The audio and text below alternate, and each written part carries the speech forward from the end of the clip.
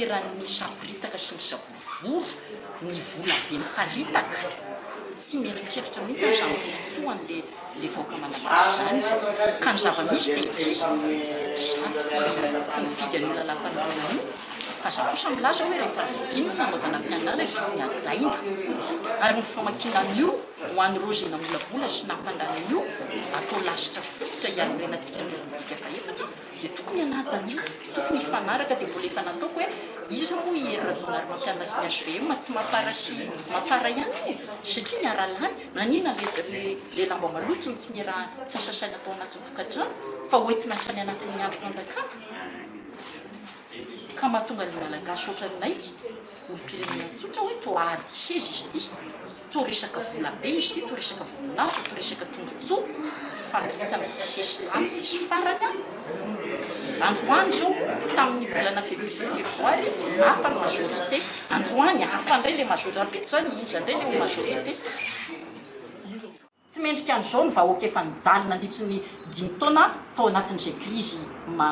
mangidy ny aina an'izay zay aloha voalohany mandamina andraraha tokantrano reo move mbola afaka hiresaka mbola afaka hifandamina reo olona mifanandrina amin'ny alalan'ny solombavam-bahoaka reo ankehitriny zany fanontaniana mipetraka zany za aloha raha za manokana ny anontaniana le izy dia za miteny hoe tsy hitako tsara hoe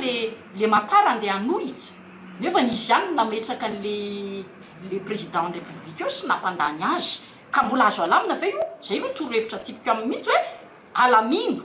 fa firenena fa maray fa tsy afaka mifandamina reo dia tsy mijery mihitsy zany ny tombotsoan'le firenena faharoa rehefa tsy mahay mifandamina dia andray andraikitra ny vahoaka malagasy fa ampy zay ny fandrirarana ampy zay ny fanaovana mpimambo ary ok'izay ny jadona eto amin'ity firenena ity ok'izay fanjakan'olo tokana efa misy constitution izy tsy nekena akory régime parlementaire semi parlementaire tokony miverina amin'ny solombavam-bahoaka ny fanapa-kevitra dia hitantsika zao fa le solombavam-bahoaka tsy matapa-kevitra fa mpanaraka baiko raha ny zavatra ny ainana zany no tarafina ka inona ary ny tokony atao ilaina fandaminana ty firenena ty ary zay nijoronay misy toerana ho an'izany mpanohitra zany ao anatin'ny assemblée nationale io tsy mba mampagaga anareo ve hoe mandeha ny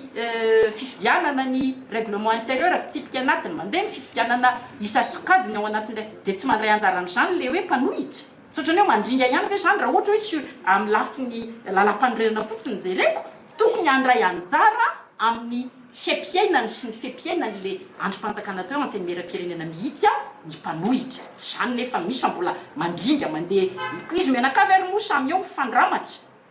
androany atony majorité raha pitso atsy ny majorité dia metraka fanontaniana zay hoe raha afaka pitso aizandray le ho majorité ka no izany raha tiatsika ny lamina ny firenena dia mbola manao antsoavo zay andray matoa Hery Rajaonarimampianina filoham-pirenena tsy afenao fa ny maparany natonga anao teo alamino io fa mamenatr'olona ary manalabaraka ny firenena raha androm-panjakana no lasa sanatry ny vava fifanarahan'olombovidy